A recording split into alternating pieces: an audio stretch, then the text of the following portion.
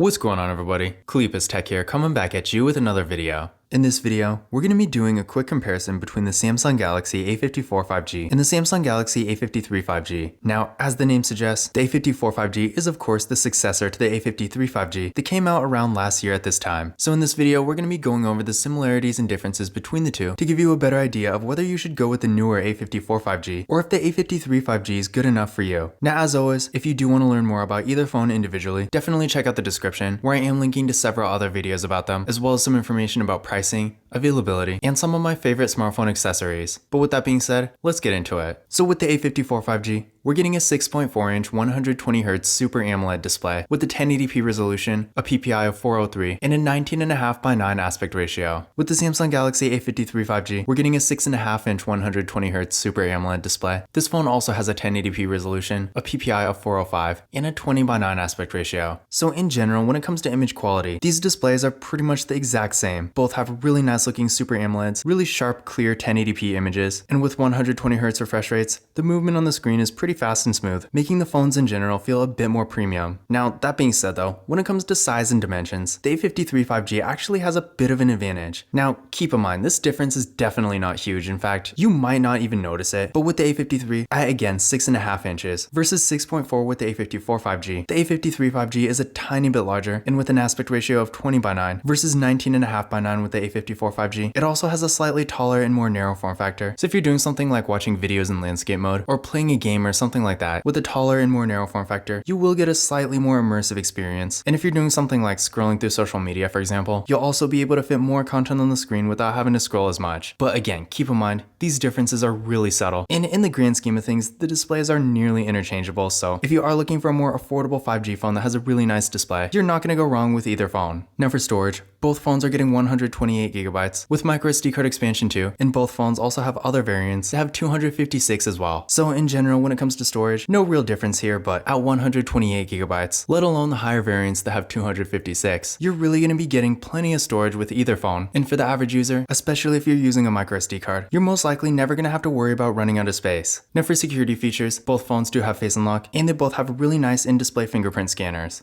But starting with the A54 5G, let's give them a try. There we go. One more time. And there we go. And now for the A53 5G.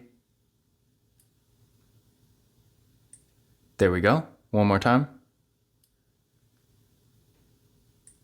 And there we go. So as you can see there, both fingerprint scanners worked real well. They're pretty much exactly the same. And again, both phones do have Face Unlock too, so if you want to use that instead, you always can. Now for the camera setups, with the Samsung Galaxy A54 5G, we got a real nice looking hole punch design for the front facing camera. This camera is 32 megapixels. Then on the back, we got a triple camera setup with a 50 megapixel main camera, a 12 megapixel ultra wide camera, and a 5 megapixel macro camera. With the Samsung Galaxy A53 5G, we got pretty much the exact same selfie camera. This camera is also 32 megapixels. Then on the back, we got a quad camera setup with a 64 megapixel main camera, a 12 megapixel ultra wide camera, a 5 megapixel macro camera, and a 5 megapixel depth sensing camera. So in general, the camera features here are pretty much the same, despite not having a depth sensing camera and despite having a 50 megapixel camera as opposed to 64 with the A53 5G. The A54 can pretty much do the same things, so that's not really going to make a huge difference. With the A54 5G, the sensor on this camera is actually quite a bit better than the A53. So yeah, even though it doesn't have a depth sensing camera, portrait mode still works perfectly fine. And when it comes to the regular photos, despite the quality difference really not being that big, it still is there, and the A54 is going to take slightly better photos. But honestly, between the two, for the average user, if you really want a camera that's that much better than the A53, I feel like you might as well get something like a Samsung Galaxy S21 FE or a Google Pixel 6a, or really any of those entry-level flagship phones that will be significantly better than either of these. So honestly, despite the A54 5G having maybe incrementally better photo quality, really if you're looking for a mid-range phone for more average use, the camera on either phone is going to be perfectly fine. And also keep in mind, for video, both phones can record in 4K in the front and rear cameras, and this does max out at 30 frames per second. Now to give you an idea of what they can do,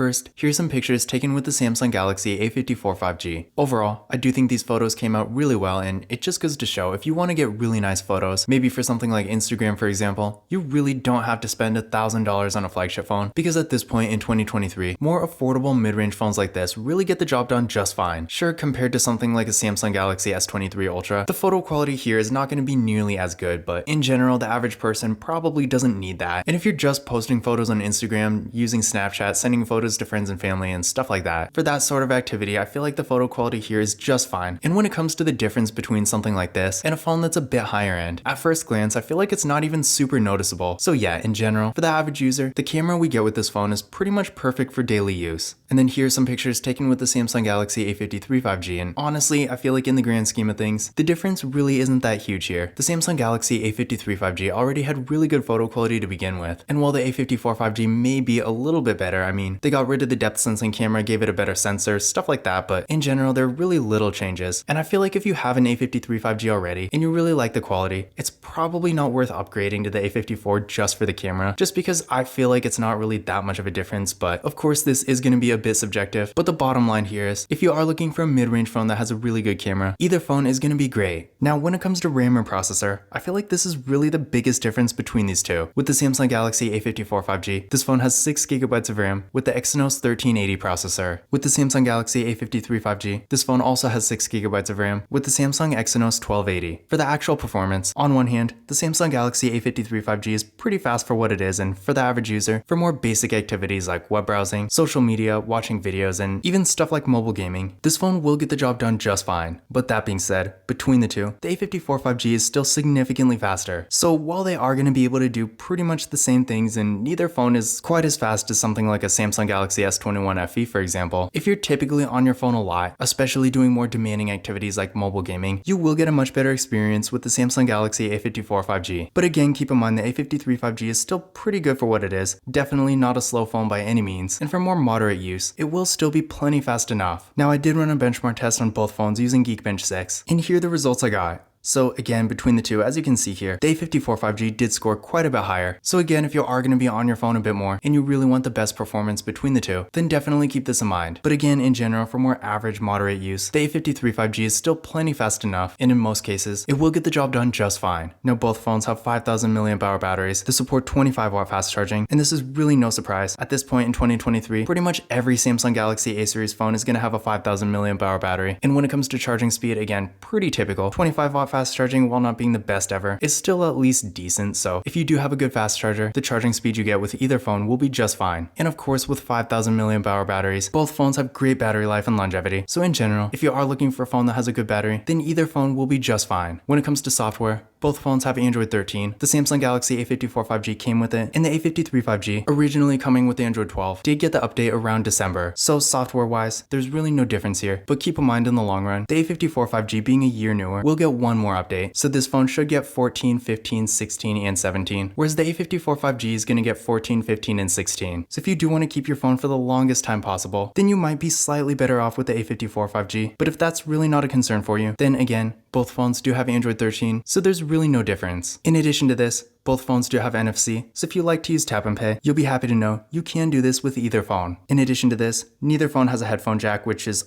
honestly too bad because at this point, I know there are plenty of people out there who still use normal wired headphones. So if that is you, then keep in mind with these phones, you will have to either switch to wireless or get an adapter. But in conclusion, which of these phones is better? Now, in general, in a lot of ways, I feel like these phones are actually pretty much the same, despite the A53 5G being a little bit larger and having an ever so slightly better aspect ratio. Everything else is pretty much the same, so if you're consuming a lot of content and you're really going to be on your phone a lot, maybe doing stuff like social media, watching videos, things like that, you will get a great experience with both, and I feel like the size advantage with the A53 5G is really not that much, so at the end of the day, it's probably not going to make much of a difference. Aside from that, we do have some differences in the cameras, but in the grand scheme of things, again, I feel like while the A54 5G may be arguably a bit better, I feel like it's not enough to justify the price difference because nowadays, the A53 5G 5G being the older model is quite a bit more affordable, and if you have this phone already and you're considering upgrading to the A54 5G, I feel like overall, you're probably going to be better off getting something like a Google Pixel 6a or a Samsung Galaxy S21 FE, because those phones are significantly better, whereas with the A54 5G, I feel like in every way where there's a difference, it's really only going to be slightly better. And that honestly goes for the performance too. Sure, on one hand, the A54 5G is a bit faster, but it's also quite a bit more expensive. And keep in mind nowadays, there are several entry-level flagship phones, like the Samsung Galaxy S21 FE, Google Pixel 6a, or even the iPhone SE if you want to go that route. And those phones are a lot faster than these. And honestly, they're really not that much more expensive than the A54 5G, if even at all. I know the Samsung Galaxy S21 FE specifically is going for like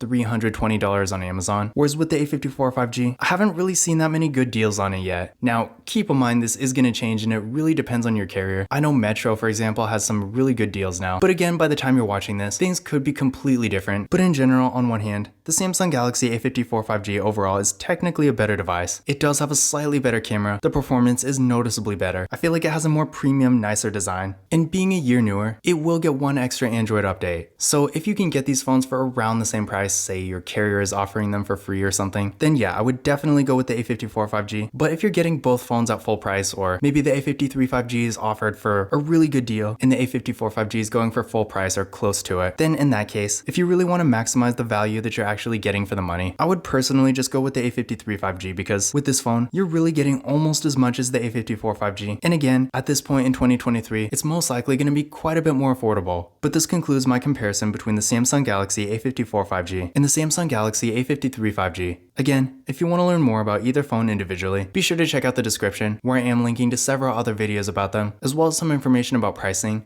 availability, and some of my favorite smartphone accessories. But that's it for this video. If you enjoyed it and found it useful, be sure to give it a thumbs up and hit that subscribe button. Don't forget to follow Kalipis Tech on Twitter and Instagram. And as always, I will see you in the next video.